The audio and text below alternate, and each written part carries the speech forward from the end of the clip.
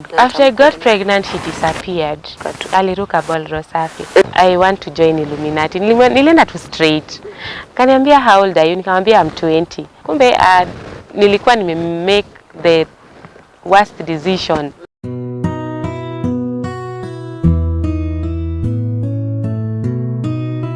Shukrani za dhati mpenzi mtazamaji popote pale ulipo, jambo na karibu kwenye kipindi cha nafasi nyingine mwanzo mpya. Siku ya leo tuko hapa upande wa Juja katika Savannah Sky Resort, na pia wewe ukakuwa na jambo lolote, event ya aina yoyote ambayo ungependa kufanya ni upande huu, kwa sababu ukiwa uko na birthday parties, uko na baby showers, utaweza kutembea mahali hapa. Wako na conferences, wako na halls, na ni mahali pazuri pa kufanyia events za aina yoyote.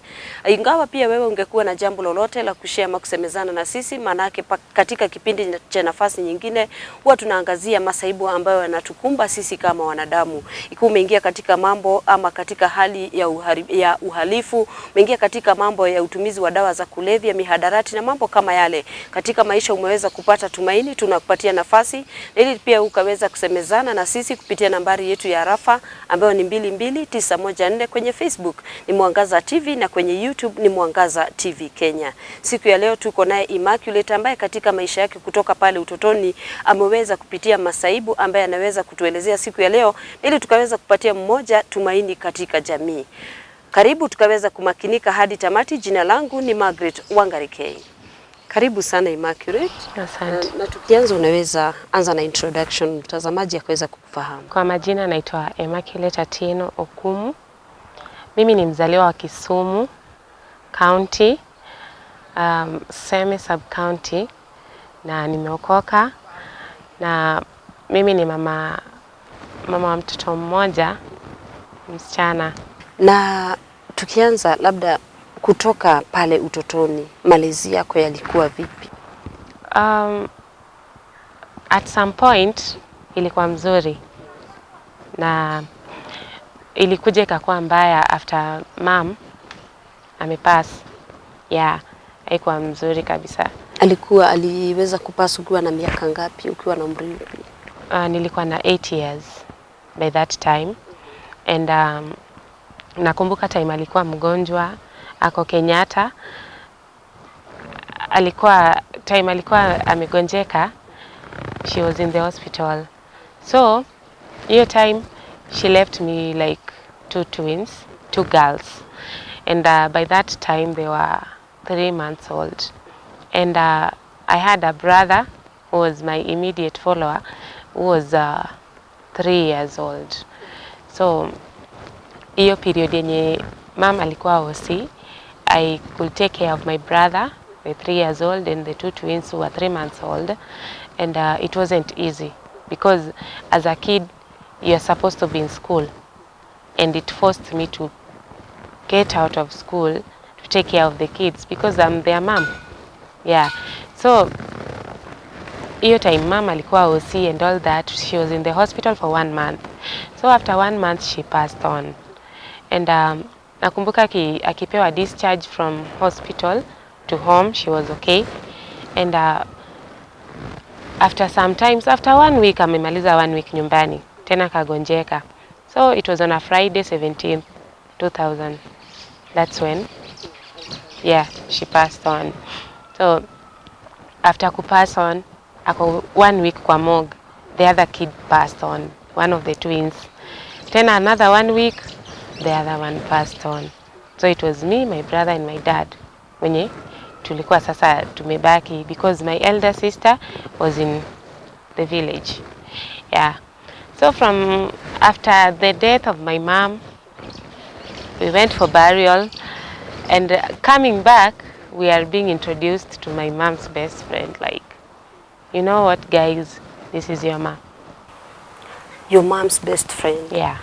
Between ile time mama yako alikufa na hii time umeintroduciwa to the new mom, ilikuwa span of how long? Time mama alikuwa anagonjeka, the woman could come help us, anapika, anapelekea mom chakula kwa hospitali hiyo time aligonjeka. So within a span of the things happened very fast. Within a span of 1 year my dad was married again. So after mom's burial, ndio tuliintroduciwa, you know, ndio huyu mama yenyu mwingine. Alikuwa your neighbor and still your mom's immediate best friend. neighbor. Yeah, and still my mom's best friend. Yeah. After the marriage, how was life? Life was hectic. I can't lie, it was hectic, and ilikuwa full of rejection. My dad stopped caring for us, so it's like the woman took over. Because nakumbuka tulipelekwa nyumbani Ushago, hiyo election ya 2007. Yeah, tulitolewa Mathare because we used to stay in Mathare, tukapelekwa nyumbani. So it's like we were locked. Hatukuwa irudi Nairobi. Yeah, we never came back in Nairobi. Na sasa ilikuwa wewe na It was me and my brother, because my sister sasa si alienda kaolewa after college and school. Alienda kaolewa, alikuja kaolewa Nairobi sasa. So sisi tumebaki Ushago with all that rejection from your mom. Your dad doesn't care, and with the siblings we were very okay, like the other siblings. Yeah, We were from the very stepmother. okay. Yeah, very okay, because I think that's the best part she did. She never separated us. Like, this one is not your sister, so don't. She treated us equal, but at some point ungepata like kuna tu vile alikuwa amenitenga. Wewe sasa. Yeah, unajua sasa mimi ni mtoto. I don't know what is going on. Like, mimi naona tu kila kitu iko sawa. But ndio nikuje nifunguke macho, things were not okay. You see? So from there life ikakuwa hard. Dad akakuja akapass. And when dad passed on, I was pregnant. Na sikuwa najua like I'm pregnant. Like, I think I was 3 months pregnant. And after kwa hiyo period yenye nilikuwa na mimba and all that, I had no one. Like, wakati the stepmom alirealize ya kwamba you're pregnant and you're not married. Yeah, vile okay, kureact na alireact. I can remember even my sister giving me some pills to take. Ndio ni abort. Yeah, to terminate the pregnancy. And hii period ya dad na and all that, mom was like, wewe hauko, unaona, you are not part of us. So nililive na hiyo rejection, and that's what led to my pregnancy, because nilikuwa naona like, you see, boyfriend atanipea 50 bob. I couldn't even afford pads. Naona like nilikuwa naenda nikiambia mom like, you know, on my periods. She was like, why don't you just go and take some rags from your clothes and put them under your pant. And I was like, wakati ambapo the stepmother alikuwa na mistreat, baba yako aliweza kuwa protect? No, my dad never protected us, and he died while I had that hatred, though I never expressed it. Naona, because aungeongea na mtu. Because my dad was like, hata ukifanya makosa, he could come, atoke Nairobi, akuja kupunish, arudi Nairobi. Atajulia wapi umekosea? Phone call. Mom From the stepmom? Yeah, from the stepmom. She was like, you know, huyu amefanya hii, hata vitu zingine hujafanya. You see? Na baba yako sasa hata kuja kuuliza, hata kuja niulize, atakuja akipata nalala niamshe ni walk. You see? So even ndio life ikakuwa rejection and full of depression. By the way, ilifika time nilikuwa na depression because sikuwa naelewa ni nini na happen kwa maisha yangu. What was your expectation from your father wakati unaona unamistreatiwa? Yes, una understand huyu ni mama wa kambo, sio mama yako, so hataki kumistreat, unaelewa. But from your father alikuwa your real dad, ulikuwa expect nini kutoka kwake? Okay, I expected my dad to protect me. Like, nilikuwa na expect him to be on my side. I tell him my side of story, hata akisikia huko akwe na conclusion yake. So it affected me a lot. Like, sikuwa nampenda. Juu ilikuwa ni akikuja tunapitana kama paka na panya. Hatuwezi, it's either kae nje, nikae kwa nyumba, ama nikae kwa nyumba, nikae nje, akae ndani. So ikaendelea tu hivyo till time sasa alipass on.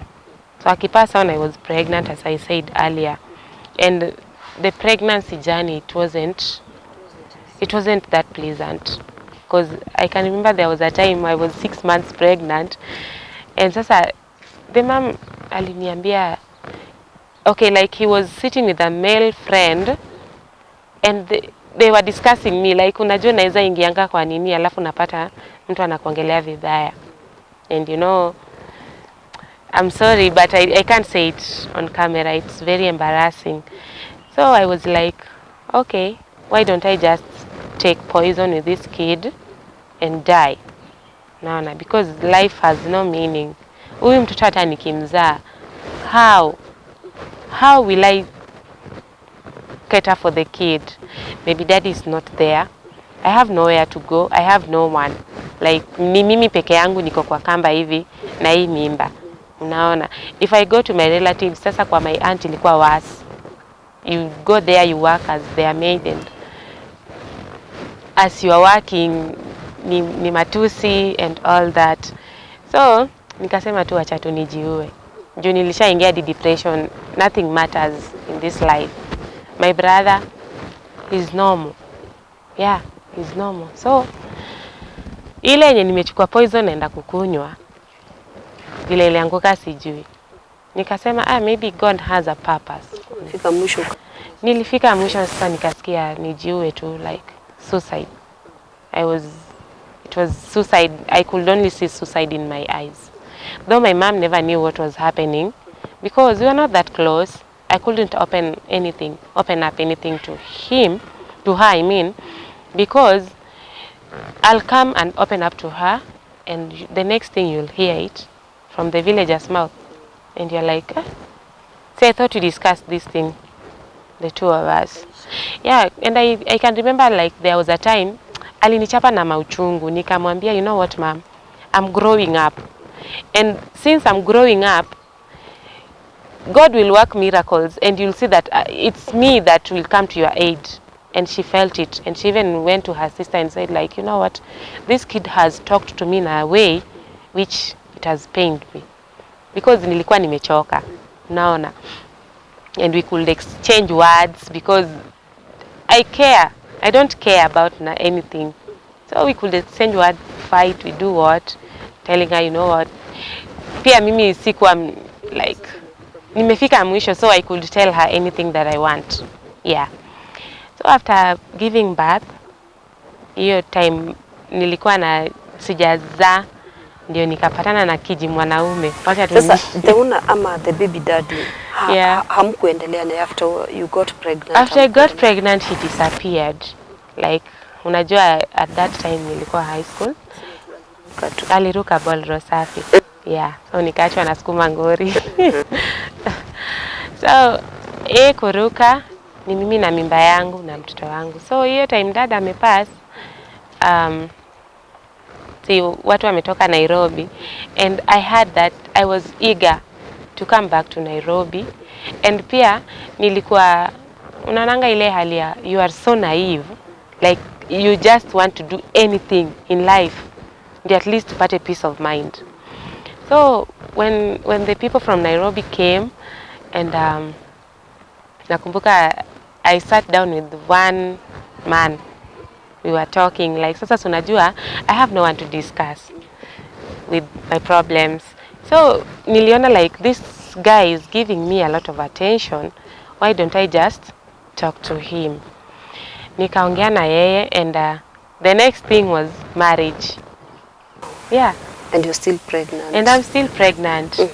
So unajua after hiyo 3 months nikakaa home, deliver. Hiyo time ya delivery mtoto ana nguo ya kuvaa, ana chochote, hakuna mtu wa kumprovidea, it's me. So my mom na ile utu, unajua pia yeye alikuwa na utu, na ile utu akaenda katafuta ngumbi 2 kaletea mtoto avae. Then from there nikatoka after mtoto ashakuwa 3 months old, Nikatoka, nikaenda kwa kina huyo kijana because I was tired. Nilikuwa nimechoka na hiyo matusi. Mara kidogo tupigane, mara kidogo tufanye nini. So nikaenda kwa kina huyo kijana and sasa I'm married. I'm a wife now. With one kid. And at that time nilikuwa sijafikisha hata 19 years ndio nilikuwa naelekea. I was 18. Yeah, because nimezaa nikiwa 17, kiturn 18. So the guy was 30. He was turning 31. And the guy never told me that he has kids. Ako na watoto. He was married and the wife had passed on. So, like, yes, he told me that, you know, my wife passed on and he never mentioned the kids. About the kids. Yeah. How many kids? 5 kids plus mine there were 6. Yeah. So nikatoka nikaenda kwa marriage and it was sasa unasikianga unaruka from frying pan to fire. To fire. Yeah. So niliruka from frying pan home to fire. Pali unafikiri unaenda kupata peace. Yeah. Unapata ndio hata. There is no peace. So from there nikajaribu kuvumilia kwa kina huyu kijana. Nikavumilia, nikasema for better for worse, let me just stick. So hapa pia mateso ilikuwa mbaya. Mwanaume hatumi pesa. Watoto wako nyumba nini Nairobi. Mwanaume hatumi pesa ya chakula. And you are like, you in the village. Yeah, I'm in the village. I need to eat. So it could force me to go kwa hata kwa shamba ya mtu nivunje kama hindi tuje tupike. Unaona. And the mom hakuwa na care. Unaona. The mom-in-law now. Yeah, my mother-in-law. Ndio sasa ikakaa nikakuja Nairobi. Mimi mtu amenidanganya. I think I fell in his trap. Mtu anakudanganya like, you know what? I'm staying in Karen. But it was out of desperation. It was out of desperation. I stay in Karen and I work with Airtel and I was like, wow, nimepata mdozi. Yeah, he's a good guy. Kumbe mtu yani niliingia kwa nyumba karibu ni faint because it is a house of 10 by 10 na nyumba ya mabati kibra and you are like hiyo ndio Karen. Sasa yeah, nililelewa ni lower Karen, unaona. So unaingia unapata the house is full with kids and you are like, what is happening? And the guy was like, can you just sit down? I explain, these are my kids from my previous marriage. I was like, you never told me that you have kids. Si maisha ikaendelea. Kumbe the guy is working mjengo. Anafanya mjengo. Tena sio Airtel. Tena sio Airtel and I was like, kwani Airtel tena imeenda wapi? Unaona, nikasema okay, let me just sit as a wife and as a mom, let me take care of the kids. And I thank God alinipatia hiyo roho ya kupenda wale watoto. Kupenda hao watoto na plus kuwajali because I grew up an orphan. I know what kukosa mama. Yeah, the pain of kukosa mama. So we were so close. Sasa niko kwa marriage. Marriage yenyewe imekuwa hectic with 6 kids. Vita. You know, after some time, unajua ile unaingianga kwa marriage, mapenzi is in the air, everything seems okay. But after some times, vitu zikaanza kuwa chaotic. Yeah, things were very chaotic.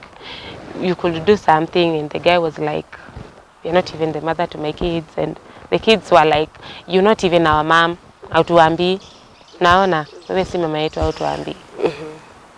So from there, kumbe kwa hii marriage I'm pregnant and I don't know. Pregnant for the second. Yeah, with the second child and I don't know that I'm pregnant. Out of kukua tena tu naive, sijui niko na mimba. Naona. Though I'm feeling weird, but I don't know if it's pregnancy or it's what, because I was confused. And I can remember at a point nikiwa na I was 2 months pregnant and nilienda church na jirani yangu. Kurudi ngumi ngapi? Moja. Kuchelewa tu. Kuchelewa like ulienda church na umevaa trouser kwa nini? Naona ngumi ngapi? And the pregnancy was down.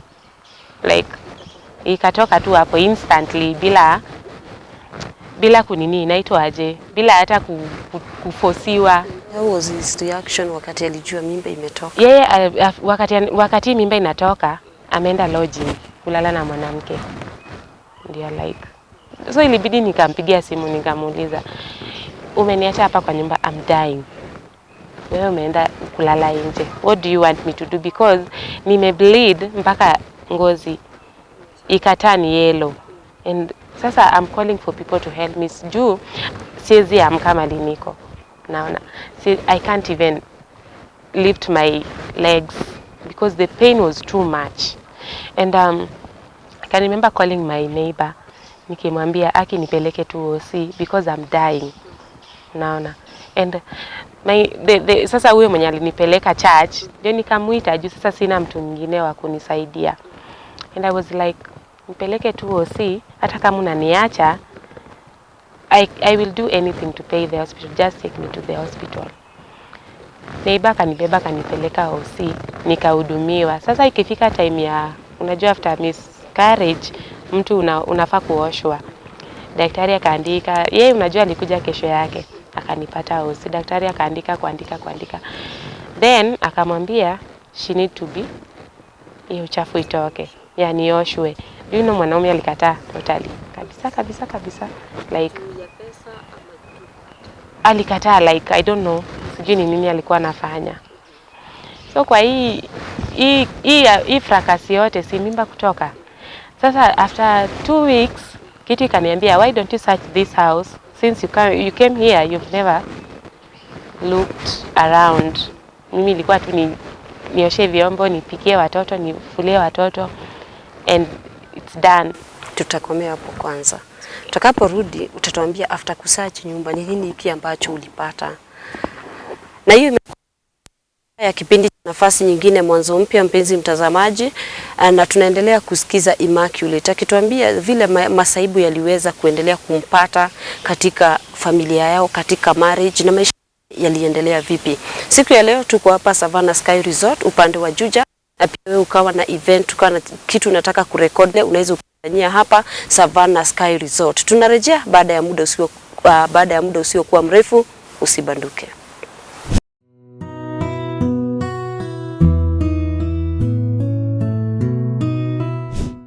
Karibu tena kwenye awamu ya pili ya kipindi cha nafasi nyingine mwanzo mpya, na ambapo tunaendelea kumsikiza Immaculate akiendelea kutuambia ama kutuelezea masaibu ambayo aliweza kupatana nayo katika maisha yake pale kwao nyumbani, na pia wakati alipoweza kuolewa katika marriage, ni mambo gani haya aliweza kupatana nayo, na pia kuna pale ambapo tulikuwa tumeachia alifanya search kwa nyumba, ni nini hiki ambacho aliweza kukipata. Acha tukamakinike pamoja hadi tamati. Karibu tena Immaculate. Asante. Tulikuwa tumefikia pale ambapo umeanza kufanya search kwa nyumba, na tunataka kujua ama umetuacha ina suspense tukitaka kujua ni nini hiki ambacho uliweza kupata. Okay, nilipiga search kwa nyumba and nilipigwa na shock, like ile mixed reaction, umechanganyikiwa. Kitu nilipata ilikuwa ni ARVs na clinic card. Kumbe jamaa was HIV positive na hakuwa iniambia, like tumekaa na wewe inaelekea 2 years na hujawahi niambia, like you know I'm sick. Na sasa kiliring kwa akili ni mtoto number 1, and I was like nilishika mpaka mimba. Health yangu iko sawa kweli. Na mtoto pia ulikuwa unaendelea kumnyonyesha? Na mtoto pia nilikuwa naendelea kumnyonyesha. Nilikuwa like mimi hivi ndio maisha yangu imeharibika kabisa. Like I'm going to die soon. Mtoto wangu najua pia ameambukizwa. So nilishikwa na hasira. But before akuje, I called my mom. Nikamwambia, you know, mom, this guy is ABCD. Naona. And mama kaniambia, wewe kaa tu na ufunikie. No, she didn't care, like she Alafu didn't sleep. hakutaka urudi nyumbani. Hakutaka nirudi nyumbani. Ati wewe usirudi nyumbani, kaa tu kwa ndoa yako na ufunikie. Hata usiambie mtu. Nikamuuliza tu, sasa mama, unataka nikufe kwa hii ndoa? Juu ni marriage. Nikae tu. Naona. And nikasikia pain, nikaenda nikaambia jirani yangu. Nikamwambia 1 2 3 juu sasa she's the one who I'm closer to. Yeah. So huyu mwanaume kurudi, nikamuuliza, why do you want to kill me? And he was like, why? Aje nataka kukua aje? Nikamfanyia tu hivi, like nilikuwa na hiyo kitabu. Kumbe the guy has been in the drugs since ilikuwa since 2010. So unajua ashazoea, only big deal. Mimi nikamwambia tu twende tupimwe. Nikipata niko sawa, mimi na hii marriage we cut. But alinipeleka hivi akaniconvince and sikwenda kupimwa. But nilikuwa nimekaa na hiyo nini inaitwa aje? Uoga sasa. Yeah, hiyo uchungu and uoga. Unajua by that time nilikuwa nasikia AIDS, you are like it's the end of me. And niko na mtoto. Na vile nilikuwa, I used to tell myself, this is not my marriage. It's not my marriage at all. When my time comes, I will go. It's not my marriage. So, after your fracas ya HIV and all that, I pretended to be okay. But deep inside, I'm hurting. From there, nikasema no. Siku za peke yangu, niko na mwanaume mwenye alinizalisha. Yeah, the baby daddy, na niko na namba yake. Siwezi teseka hivi na baby daddy yako. Maybe hata natutafuta na mtoto na sijui. So I had to tell my friend, can you just help me with your phone? I call my baby daddy. Pigia baby daddy, alisikia tu sauti yangu and he was like, where have you been with my kid? Nikamwambia mimi, so unajua baby daddy like nilimficha. Au kumwambia uko? Sikumwambia that I'm married because nitaanza aje? Unaona? Kamwambia mimi niko Kibra and I'm staying with my friend. So akaniambia like, wewe fanya hivi, I need to see my kid. It's been a year. I've not seen my kid since azaliwe. And nikamwambia ni sawa, wewe fanya hivi, you just come. Tafanya nini? Taona mtoto. Kumbe nilikuwa make the worst decision kumwambia akuje. Sasa sijui jamaa alisense aje. So unajua mimi nimeenda kuona baby daddy the following day sasa. Because alikuja immediately. Nimeenda kuona baby daddy, kumbe the guy was following me. Akaniona ya kwanza, akalenga. Sasa mimi kurudi kwa nyumba nika pretend like I want to go and buy food for the kids. Nikuje nipike. Akanipea tu pesa mzuri. Kumbe the second time he was following me, aone naenda wapi. Because the first time baby daddy aliona mtoto, tukachana, nikamwambia acha nirudishe mtoto, juu ametoka salon, nifanye nini? Nirudi tuongee. Kumbe the guy was following me back. Nikasikia tu like, who is this guy? And I was like, najua alikuwa mtu mrefu alafu gigantic and I was thin.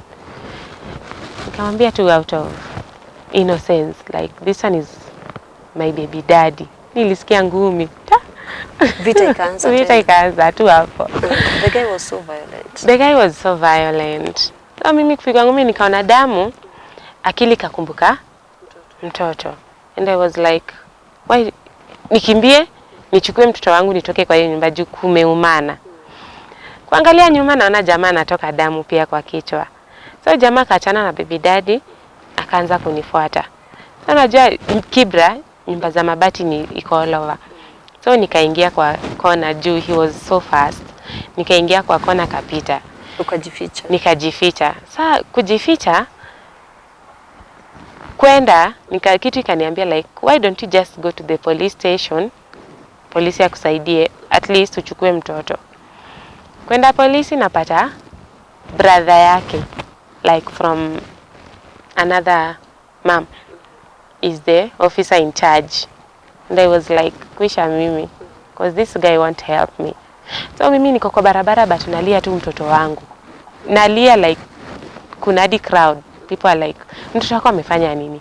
Mtoto wangu. Nikarudi sasa kwa plot mali tulikuwa tunaishi, nikagongea jirani. It was saa 3 usiku.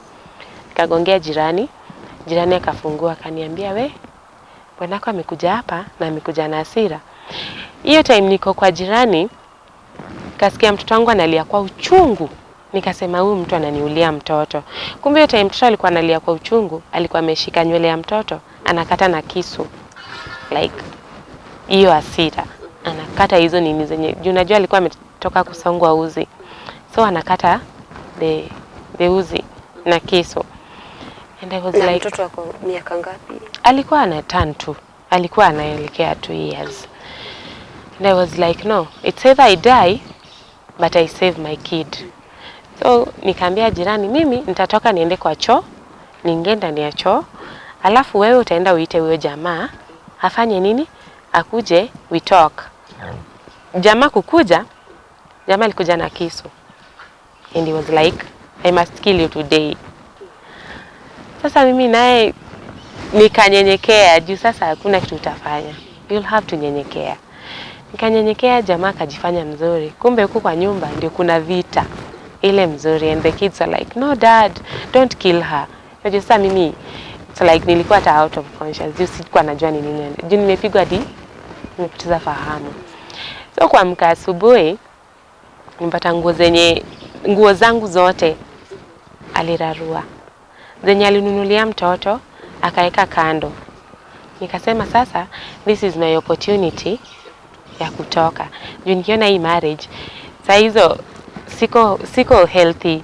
My health is not good. Ndio nimetoka mimba imetoka kutoka, and then no proper food, no proper diet.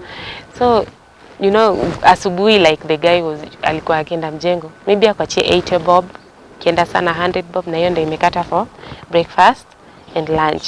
Yeah. So I was like, no, this is my chance.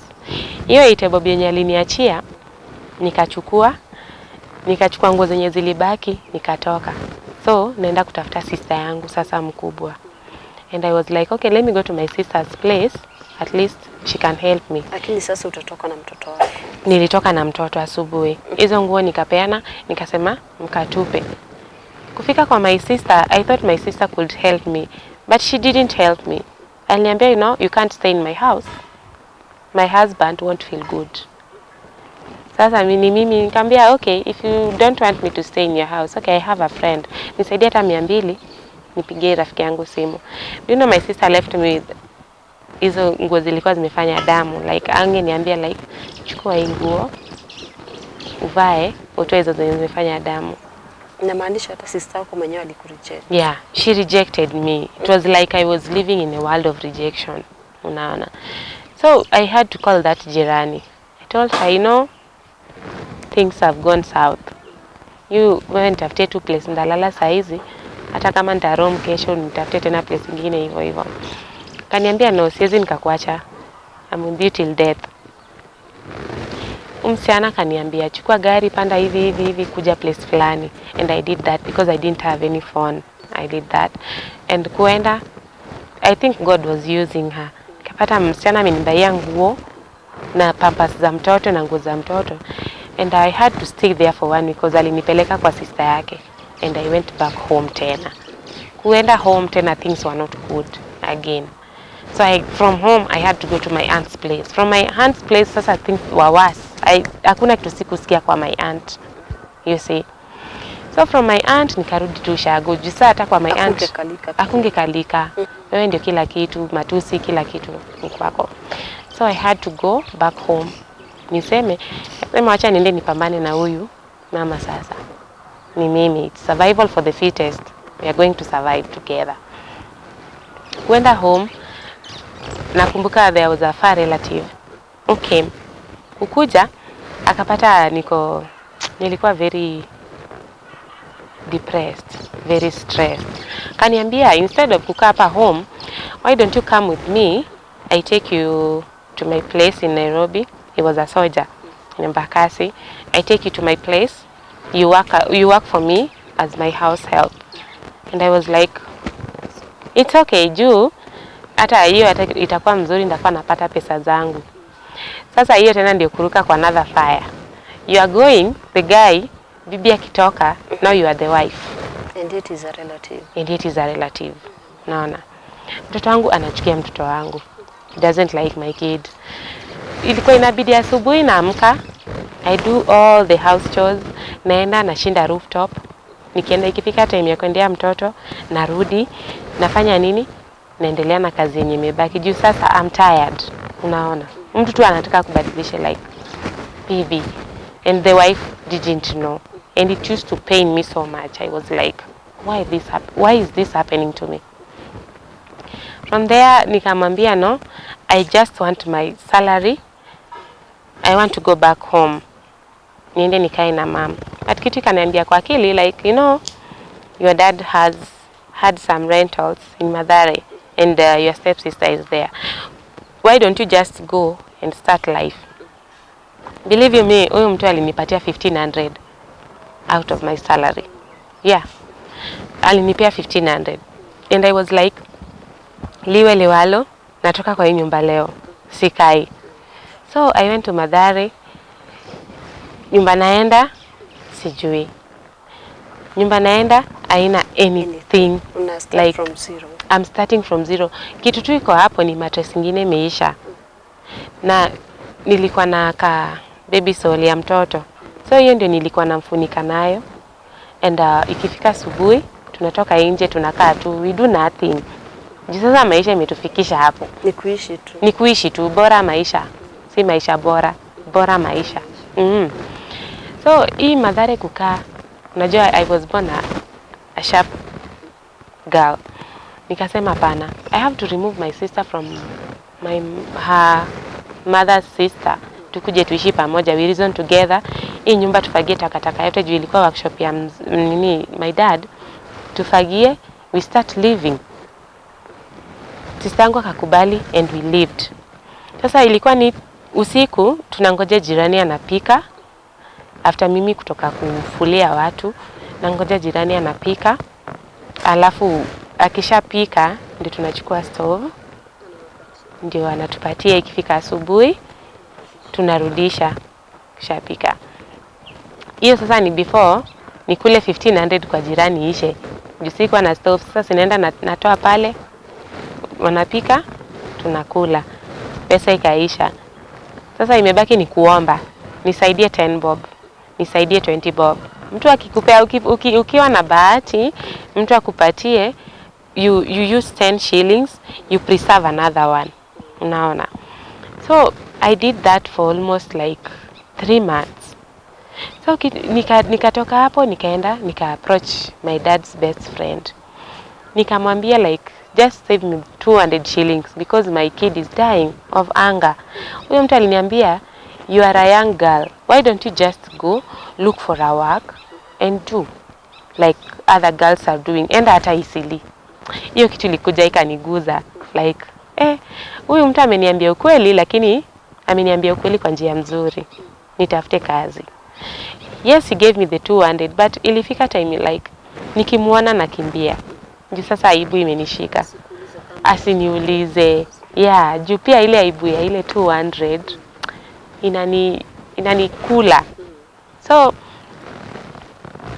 nikafanya njia ikafunguka kidogo. So like hata kama njia ilikuwa inafunguka, yes, unachoka. Ikifika usiku umechoka juu umebebea watu maji, umefulia watu, and you're like, hii maisha itaisha lini? Sasa the kitu I don't know what was talking inside me. I was like, kuna kuanga na kitu inaitwa Illuminati. Mbona usijoin? Ukaanza kufikiria kujoin? Yeah. I thought about the whole stuff, the whole night. I was like, go and join Illuminati. Kitu pia inaniambia, you have a kid, they'll want sacrifice. Nikasema kama mbaya. Na sasa ukawa umeamua kabisa kujoin. Niliamua for good or for bad. Mimi, I want to change my life. So I had to take the contact. I contacted the guy. He was his name was Victor. Nikamwambia mambo Victor, kaniambia poa, ati I want to join Illuminati. Nilienda tu straight. Kaniambia how old are you? Nikamwambia I'm 20. Kaniambia come at this time tomorrow. Nitafanya ujoin. Ataniunganisha ni join. Kuingia Victor akaniambia, by the way aliona like I'm famished. Niko njaa. So he had to buy me food. Nikule. Then nifanye nini? At least tuongee. Akaniambia, Emma, you are still young. These things are real. Unaona. What you do, go back to your house. Kneel down. Talk to your God. Akikataa kukujibu, fanya nini? Kuja nikuingize. So I was like, Victor ambaye unapigia anafaa kukuunganisha kwa Illuminati. Yeah. But now ameanza kukuambia mambo ya kuomba. Mambo ya kuomba. The real God. And he was like, you just go talk to your God, the one you serve. So mimi si nikaenda kwa nyumba. Juu sasa uko na hiyo nini hamu. Ndio maana nasemanga God always listen to a pure cry from your heart. I had to cry. Like nililia mpaka machozi ka dry. I cried like, Mungu, if you can't give me this, just allow me to worship the devil so that I can get what I want. Yeah, and nakumbuka after kuomba nikakaa. Sasa I'm waiting for response from God. Si Victor aliniambia niende niombe. So I'm waiting for response from God. Nakumbuka it was December. Ile time watu wanafunganga chama. Do you know, after 2 weeks, I don't know what happened. Because nakumbuka hiyo siku we slept for 2 days. Sasa ilikuwa ni mtoto nambaia mchele, anakula. Mimi na sistangu tuna survive tu. Nimesimama after prayers and fasting. Nimesimama juu kwa kwetu, ilikuwa ni kwa barabara kabisa, watu wanapita wengi. Ni kama hatu ka highway. So mimi nimekaa, nimelini hivi kwa wall. And kufungua macho naona pesa hapo chini. And I'm like, what is happening? Kukimbia nikaokota pesa haraka. Akili hata ikupiga nyumba, akili nipigia enda kwa choo. Unajua kuna hizo choo za kanjo, enda kwa choo. Kwenda kwa choo, I knelt down. I prayed. Like, Mungu, you have started answering my prayers. So kuomba, nikahesabu pesa. And I was shaking, like nilikuwa na shake. Nikahesabu pesa. Kuhesabu pesa, nikapata ni 6,000. I was like, wow, God, I don't know where this money has come from. Na sijawahi okota pesa kama hiyo kwa maisha yangu. So, kitu niliona ya kwanza ni chakula. Nilienda nikanunua samaki kubwa. Being a Luo. Nilinunua samaki kubwa and nikasema, so I was budgeting for the money. Nikaenda nikanunua stove, nikanunua vyombo kadhaa.